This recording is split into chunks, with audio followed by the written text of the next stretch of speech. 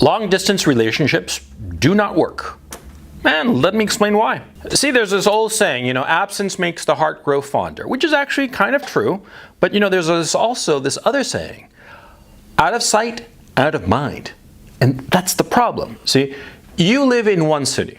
The girl that you're with, quote unquote, is in another city. And let's just say for the sake of argument that it's impractical to go there easily on a daily basis. Maybe it's, say, I don't know, a 2-hour drive or more, something like that, right?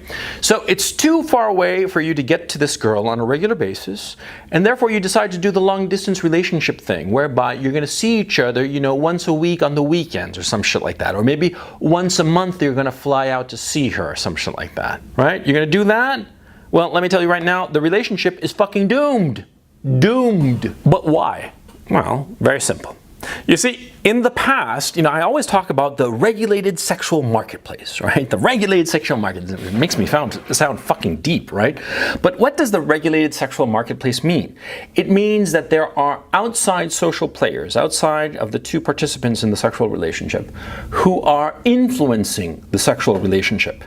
For instance, an obvious one is parents. Parents in the past had a great deal of influence on a girl's choice of boyfriend. Yeah, boyfriend and potential mate. The parents could say potentially, we don't like this boy.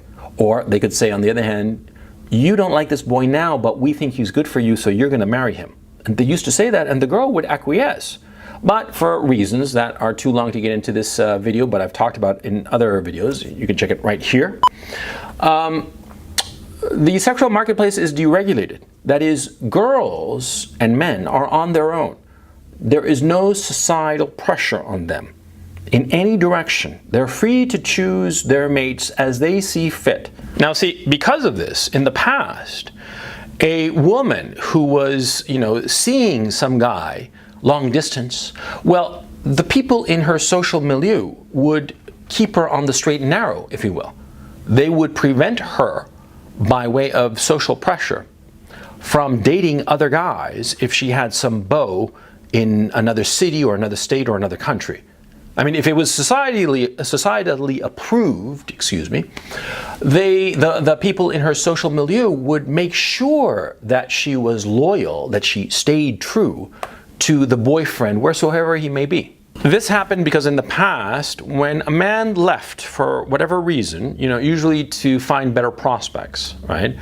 He was concerned that the better prospects that he was pursuing for the sake of his mate and for the sake of the children that he would have with his girlfriend, fiancée, wife. Well, if he went away, and while he was gone, sacrificing his time and his energy and his effort to get better circumstances, while he was away, his girl or his woman went off with some other guy, well, then it was all for nothing, right? And so there would be no incentive. On the contrary, there'd be a huge incentive for him to stay and mate guard, i.e. make sure that no other man came close to his woman, and therefore not pursue the better opportunity. Not go away in search of better. Yeah? So the tribe, the village, the society put pressure on the girl to stay true to her man while he went off. In prehistory, it was he went off to hunt the woolly mammoth. Then in the last few thousand years, it was maybe he was going off on the army of Alexander the Great or whomever to sack some other villages or towns or cities or whatever. Then it was, to go to the city to find him gainful employment there and send money back to the village or his parents or whomever. But you see my point. Throughout history, there's been the societal pressure on the woman to stay true to the guy as he went away. But that's no longer the case. No, sir. See, guy goes away and there's nobody back home in the village, in her community, putting pressure on the woman to stay true. It depends on her own personal morality. And the fact of the matter is, as we all know, because we're all human beings and we're all fucking adults, personal morality is subject to whims. If there is no societally enforced morality, a person's morality will change and fluctuate based on their circumstances. A woman can be virulently opposed to abortion, but if she gets pregnant and there's nobody around to pressure her to keep the kid, she'll abort the kid because it'll be more convenient. And you know, this goes for both sexes, by the way, okay? I mean, men are equally easy prey to relativistic morality. But we're talking about long-distance relationships, and we're talking why they don't work. Well, yeah, see, a girl, she will wind up going with somebody else if she's in a long-distance relationship, because nobody's going to be pressuring her to stay true. I get a lot of messages and a lot of fan letters, and I'm grateful to them. Quite frankly, there's so many that I can't really respond to all of them, because I'm getting a couple of dozen a day nowadays, and it's very frustrating to me, because I tried to keep up with them for the longest time, but it's just not possible. It's just too many. But I do tend to scan them, at least, to get a sense of the zeitgeist of my followers. And if any is just like really serious, I'll fucking stop and answer it, right? But be that as may, the point is, you do not have any idea, you have no idea how many messages I get from guys saying that they're in a long distance relationship, and then tears. It's a cliche at this point, you know? A lot of these messages, I realize that the guys are just letting off steam. They're trying to write to somebody to tell them what's happened to them, what misery has befallen them. And I feel nothing but compassion and pity for these guys. But at the same time, I understand why this is happening. Because of the deregulated sexual marketplace. Okay, so what does this mean for you in a practical sense? You cannot have a long-distance relationship, period. Because it is doomed to failure. And there's nothing that you can do about it. The girl is going to eventually lose interest in you and find somebody else. Somebody more convenient. Convenient in the practical distance sense of the word. You could be a great guy. You could be the greatest guy in the world. It's not going to fucking matter. Because there's nobody going to be around to put pressure on the girl to keep her on the straight and narrow. And you say to me that there's Skype and there's Google Hangouts and all kinds of communications technology and stuff like that. Nothing replaces the face-to-face, skin-on-skin contact. Nothing. It's a fact of life. You know, why do you think that so many businessmen, right, will travel thousands of miles to talk to some counterparty in some deal? Because the face-to-face thing is so goddamn important. That's why. They are willing to spend thousands of dollars on the tickets and the hotel and what have you, and all that time and effort and wear and tear on the airports and going here, going there, and to finally meet some guy face-to-face to talk about some business deal. Something that they could have handled in a Skype call. Why the fuck do you think they do this? Because nothing replaces that face-to-face, skin-on-skin interaction. Nothing. And so, out of sight, out of mind. That's what happens. You're not around, and the girl's going to forget. Or you're going to forget her. Okay?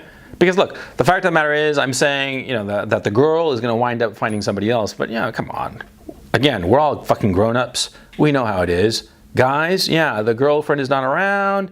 You know, he's at some bar. Maybe some cougar is there, which is kind of pathetic, but funny. Or, you know, maybe some hot young thing. And maybe she's not as hot as the girlfriend back home or back wherever the fuck, right? But, you know, she's hot enough. She's a warm body, and she's here now. You see? It's the here and now thing. And the lack of any kind of societal pressure. I remember when I was growing up in Chile, right? Chile is a third world country, or kind of third world country, I guess, at this point, but who knows? Anyway, in the 80s, right? I'm growing up in Chile in the 80s, and I remember going down south for the summer, staying at this lovely house with some cousins of mine, right? And the cousins, they were like 5 girls, and they were fucking hot. They were all a bit older than me, right? But they all fucking blazing hot. I was like 16 years old, and the next one up was like 18 through 26. And they weren't married yet, but they all had boyfriends because they were fucking hot. You know, of course they were gonna get a boyfriend. You know, boyfriends flocked to them like flies on shit. But anyway, these girls, right? Back in the day, I'm talking the 80s, back in Chile, back when Chile was really a third world country, right? These girls were away all summer in the south, and there were all these guys hanging around, right? And all these girls, these cousins of mine, who had these boyfriends back home in Santiago, right? See, there was enormous pressure from the girls' parents, from the girls' friends, to be very, very good, as they said, you know, very tidy, i.e. not fuck around with some other guy. There was a lot of fucking pressure. And retrospectively, I'm really surprised. Yeah, because it made sense, okay? They're down south, they're young women, they're gorgeous, there are a lot of other guys down south, at partying and having a good time, at the lakes, and having barbecues and what have you. There was a lot of temptation. And yet these girls, and I remember their oldest sister, who was married and had a couple of kids, the oldest sister would be like, don't fuck around, don't do it, and there was like pressure, and it was there. And the girls stayed in line. They didn't fuck around on their boyfriends. Yeah. But now, sadly, that's not the case. Now, sadly, all bets are off, okay? And girls fuck around on their boyfriends all the time when the boyfriend is not around.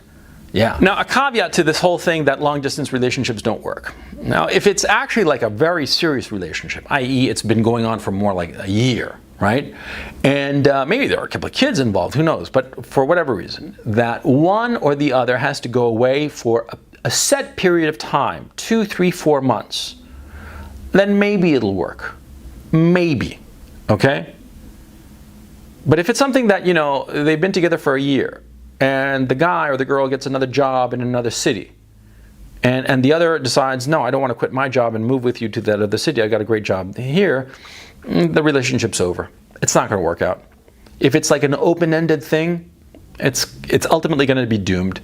And it's going to be a lot of wasted effort and a lot of wear and tear and just trying to make it work, A lot of foolishness, like I don't know, like phone sex or some shit like that, or watching porn at the same time to get off at the same time as if you're having sex, which is just absurd if you ask me. But anyway, a lot of that shit is going to go down, trying to ameliorate the fact that, if you've been together with somebody and your paths diverge and the other doesn't want to come with you or you don't want to go with them, it's over, okay?